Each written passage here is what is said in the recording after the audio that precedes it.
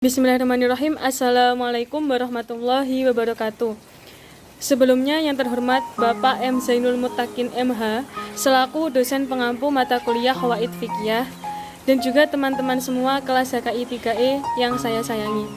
Perkenalkan, kami dari kelompok 11 yang beranggotakan saya Dwi Pramesti, yang kedua Emilia Kotrunada, dan yang terakhir Muhammad Badrul Munir akan mempresentasikan hasil diskusi dari kelompok kami dengan tema Kaidah-Kaidah Al-Wilayatul Khossah Aqwa Minal Wilayatil Ammah.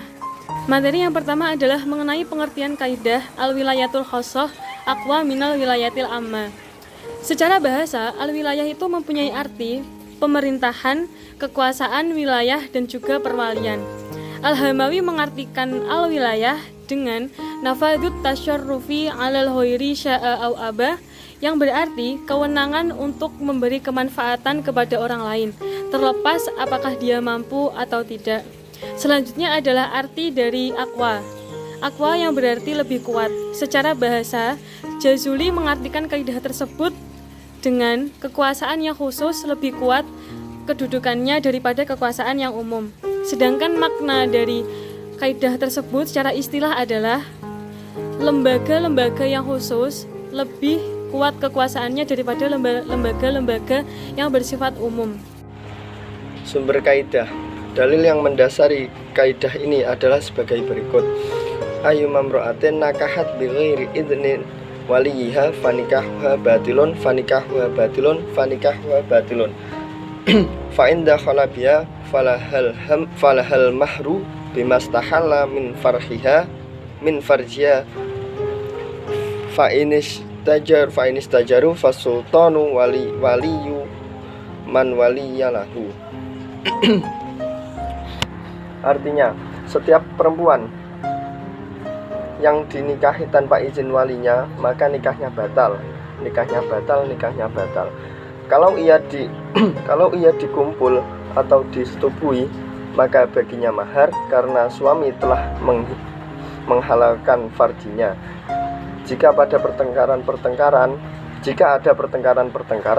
maka hakim adalah wali bagi orang yang tidak mempunyai wali. Maksud dari hadis ini adalah wali nasab lebih kuat kekuasaannya terhadap anaknya pada wali hakim atau hakim di lembaga peradilan agama, dan seterusnya. Sehingga wali nasab yang mempunyai kekuasaan khusus lebih kuat daripada wali hakim atau hakim yang mempunyai kekuasaan umum, walaupun pada level kekuasaan wali hakim dan lembaga peradilan lebih tinggi kekuasaannya. Lalu pengaplikasian kaidah. Yang pertama, Imam Syafi'i berpendapat tidak boleh menjual masjid secara mutlak.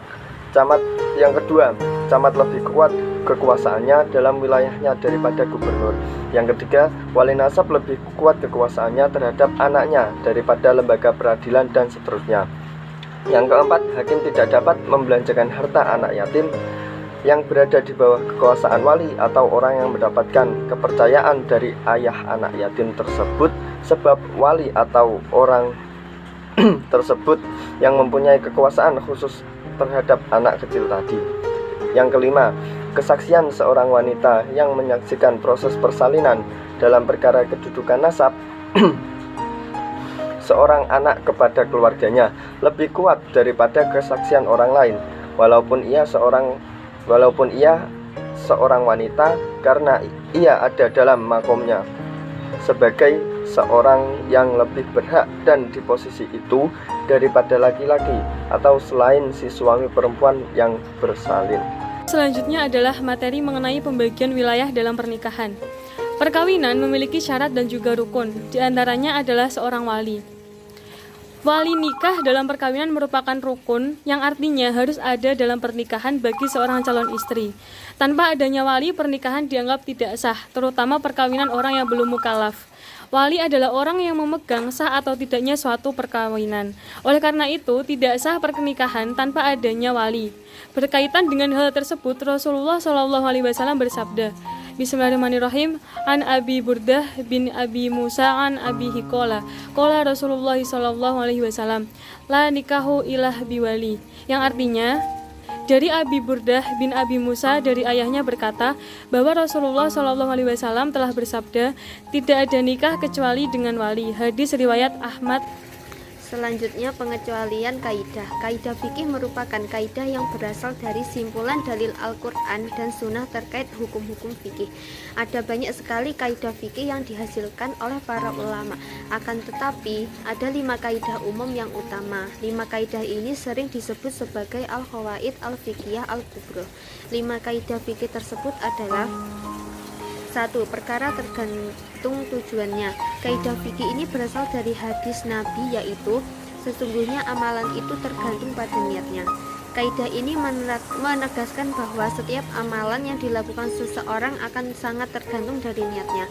Apakah amalan itu akan diterima oleh Allah atau tidak tergantung pada keikhlasan niat orang yang beramal. Kaidah ini juga berarti bahwa setiap amalan mubah bisa menjadi ibadah jika dilakukan dengan niat ibadah. Misalnya, kegiatan duduk diam di masjid bisa jadi ibadah jika diniatkan untuk iktikaf.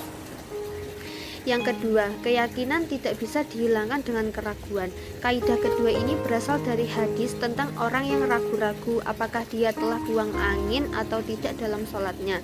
Kemudian Rasulullah bersabda, hendaknya ia tidak membatalkan salatnya sampai ia mendengar suara atau mendapati bau dari kentutnya. Ketiga, kesempitan mendatangkan kemudahan. Kaidah ketiga ini berasal dari firman Allah sebagai dalil, yaitu Allah menginginkan kemudahan buat kalian dan tidak menginginkan kesulitan buat kalian. Maksudnya, apabila terdapat kesulitan dalam suatu hal, maka akan ada kemudahan atas sesuatu yang sebelumnya bagus. Dengan kaidah ini, maka hadirlah berbagai macam ruksah atau keringanan dalam beribadah apabila seorang muslim mengalami kesulitan. Keempat, kemudaratan hendaknya dihilangkan. Kaidah ketiga ini hadir dari observasi ulama terhadap hadis Rasulullah yang mengatakan, janganlah memberikan mudarat kepada orang lain dan juga diri kalian sendiri. Dengan adanya dalil ini, maka seseorang diperbolehkan melakukan sesuatu yang sebelumnya dilarang untuk menghindari kemudaratan yang lebih besar. Misalnya, orang yang sedang berada dalam kelaparan yang sangat lapar diizinkan makan makanan yang haram untuk menghilangkan rasa laparnya, dengan syarat tidak ada makanan lain selain makanan haram tersebut, dan jika tidak dimakan maka ia akan mati. 5. Adat atau kebiasaan bisa menjadi landasan hukum. Kaidah fikih ini berasal dari hadis Nabi Muhammad SAW yang menyebutkan, apa yang kaum muslimin menganggapnya baik, maka ia di sisi Allah juga baik. Islam sangat menghargai budaya atau adat yang dianggap baik, termasuk di dalam kaidah fikih ini adalah penetapan masa haid, besaran nafkah, kualitas bahan makanan untuk kafarot, dan akad jual beli. Itulah 5 landasan umum atau kaidah fikih yang ada dalam agama Islam. Masing-masing kaidah ini bisa digunakan sesuai dengan waktu dan kondisi yang sesuai. Dengan memahami kaidah fikih akan ada banyak manfaat yang bisa didapat. Salah satunya adalah menjadi lebih mudah untuk menentukan hukum atau kebolehan suatu perkara.